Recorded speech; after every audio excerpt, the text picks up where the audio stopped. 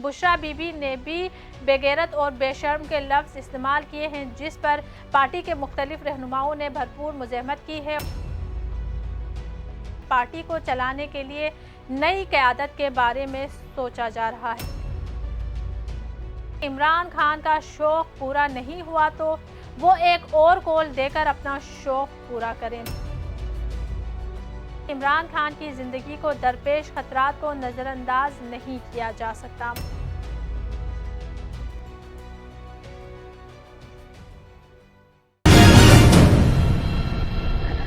अस्सलाम वालेकुम नाजरीन, वॉइस ऑफ नेशन के साथ मैं हूँ आपकी मेज़बान फ़रहीन अमजद। सबसे पहले आप सबको अपने चैनल पर खुशामदीद कहती हूँ। नाजरीन, पिछले घंटों में डेवलप होने वाली ख़बरों के हवाले से तफसील से आज की इस रिपोर्ट में आपको बताऊँगी।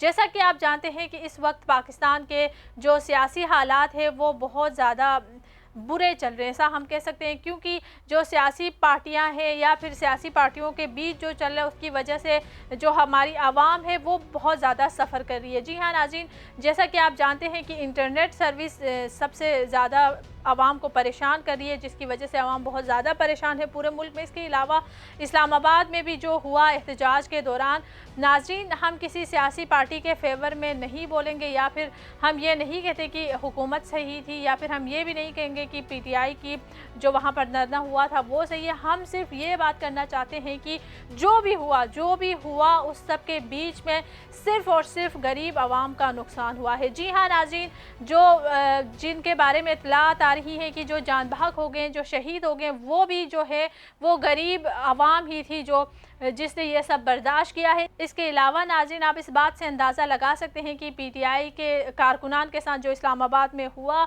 जो ऑपरेशन हुआ या एहतजाज के दौरान जो भी हुआ, उसमें किसी लीडरशिप के साथ कुछ भी नहीं हुआ। कोई लीडरशिप वहाँ से गिरफ़्तार नहीं हुई। पीटीआई का कोई नामी गरामी कोई लीडर वहाँ से गिरफ़्तार नहीं हुआ, किसी को गोलियां नहीं लगी, कोई ज़ख्मी नहीं हुआ। आपने देखा कि वहाँ पर सिर्फ़ और सिर्फ जो कारकुनान थे, जो गरीब आवाम थी जो निकली थी, उनके साथ ही इस तरह के वाक़यात पेश आए, उनको ही नुकसान उठाना पड़ा। और हमेशा यही होता है कि जो गरीब आवाम होती है वही पिसती है।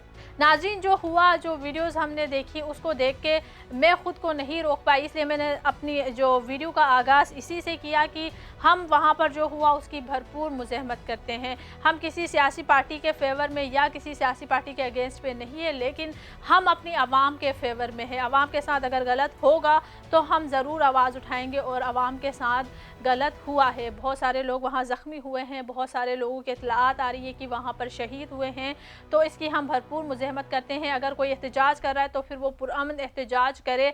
इस बात से हमें बहुत ज़्यादा तकलीफ़ हुई है, इसलिए मैंने सबसे पहले अपनी वीडियो का आगाज़ ही इसी बात से किया। इसके अलावा मुख्तलिफ़ डेवलपमेंट्स हुई है, उनके हवाले से भी बात करूँगी। तो सबसे पहले बात करते हैं कि पीटीआई की जानिब से ये कहा गया है कि आज जुम्मे की नमाज के बाद जो भी वहाँ पर शहीद हुए हैं उनका गायबाना नमाज जनाजा पढ़ा जाएगा। जी हाँ नाज़रीन, पाकिस्तान समेत दुनिया भर में पीटीआई की जानिब से ऐलान किया गया है कि पाकिस्तानी एम्बेसियों के सामने जाकर इनका गायबाना नमाज जनाजा पढ़ा जाए। इसके अलावा नाज़रीन खैबर पख्तूनख्वा हुकूमत ने 3 रोज़ा शौक़ का भी ऐलान कर दिया है। जी हाँ नाज़रीन, ये सारी खबरें सामने आ रही हैं। तो इसी दौरान एक और भी खबर ये सामने आई है कि बुशरा बीबी ने पार्टी के जो रहनुमा है उनके लिए बेगैरत और बेशर्म के अल्फाज इस्तेमाल किए हैं, जिसकी वजह से आप खुद भी जानते हैं कि पीटीआई के दरमियान फूट पड़ चुकी है। जी हाँ नाज़रीन, तो पीटीआई के जो कारकुनान है या फिर पीटीआई की जो लीडरशिप, बोलूँगी मैं, कारकुनान तो नहीं, पीटीआई की जो लीडरशिप है उनके दरमियान एक दूसरे पर इल्ज़ाम तराशी का एक सिलसिला जारी है। तो इसी हवाले से बुशरा बीबी का एक बयान सामने आया है, जिसके ऊपर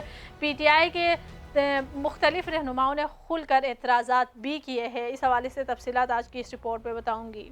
इसके अलावा नाज़रीन मौलाना फजलुर रहमान का भी एक बयान सामने आया है, जिसमें उन्होंने कहा है कि इस्लामाबाद में हुक्मरानों के पुरतशद्दुद रवैये की मुज़ाहमत करते हैं। इस हवाले से तफसीलात आज की इस रिपोर्ट में बताऊंगी। इसके अलावा नाज़रीन आसिफा भुट्टो जरदारी जो बिलावल भुट्टो की बहन है, उन्होंने एक बयान दिया है। उन्होंने कहा है कि इमरान खान की ज़िंदगी को दरपेश मसाइल को नज़रअंदाज नहीं किया जा सकता। इस हवाले से भी तफसीलात आज की रिपोर्ट में आपको बताऊँगी।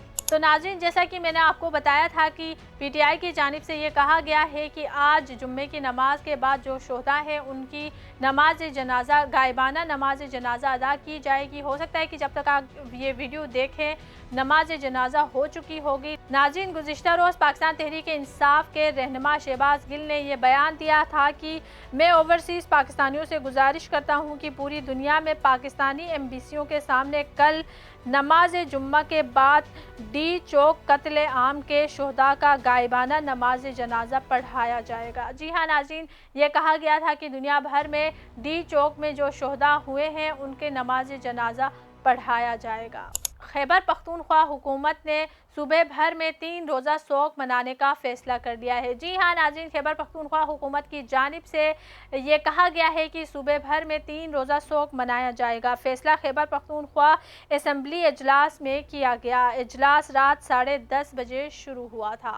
ناظرین جیسا کہ آپ جانتے ہیں کہ اس وقت پی ٹی آئی کی جو جماعت ہے اس کے درمیان پھوٹ پڑ چکی ہے۔ پی ٹی آئی کے جو رہنما ہے، جو لیڈرشپ ہے، وہ ایک دوسرے کے اوپر الزام تراشی کر رہے ہیں۔ تو اسی طرح سے بشریٰ بی بی نے بھی بے غیرت اور بے شرم کے لفظ استعمال کیے ہیں، جس پر پارٹی کے مختلف رہنماؤں نے بھرپور مزاحمت کی ہے اور انہوں نے کہا ہے کہ ہم عمران خان کی بات مانیں گے، بشریٰ بی بی کی بات ماننا ہم پر لازم نہیں ہے۔ مزید تفصیلات بتاؤں گی اس رپورٹ میں۔ ایک نجی ٹی وی کے پروگرام میں بتایا گیا کہ آئین کی سیاسی کمیٹی کے اجلاس میں گرما گرمی ہوئی۔ بشریٰ بی بی نے پارٹی لیڈرشپ کے لیے بے غیرت اور بے شرم جیسے الفاظ استعمال کیے ہیں۔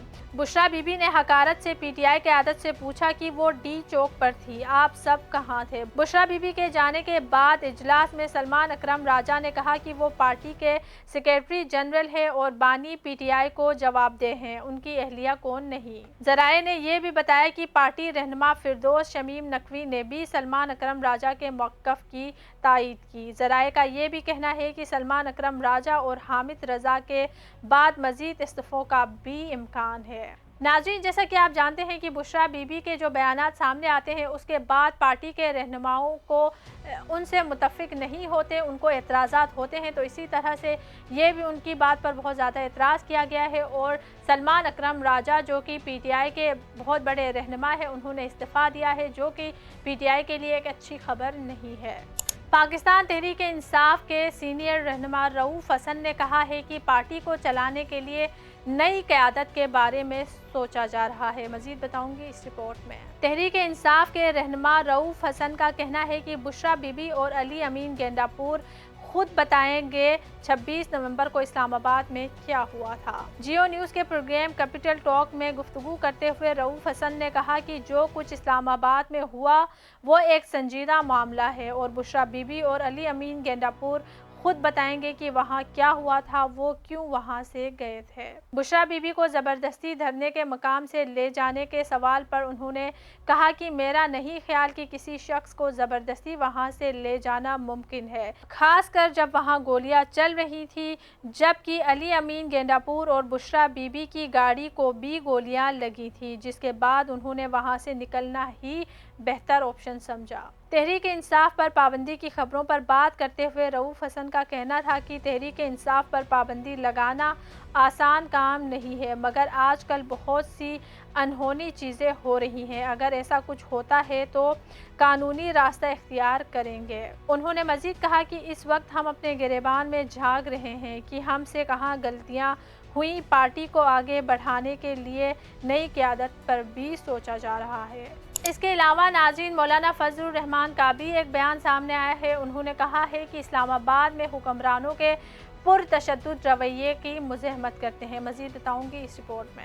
جمعیت علماء اسلام کے سربراہ مولانا فضل الرحمان نے کہا کہ وہ اسلام آباد میں حکمرانوں کے پرتشدد رویے کی مزاحمت کرتے ہیں۔ سخر میں باب اسلام سندھ میں پریس کانفرنس کرتے ہوئے جے یو آئی کے سربراہ مولانا فضل الرحمان نے کہا کہ کسی پارٹی کے فیصلے سے غرض نہیں کہ انہوں نے فیصلہ غلط کیا یا صحیح، وہ اپنے فیصلے کے خود ذمہ دار ہیں۔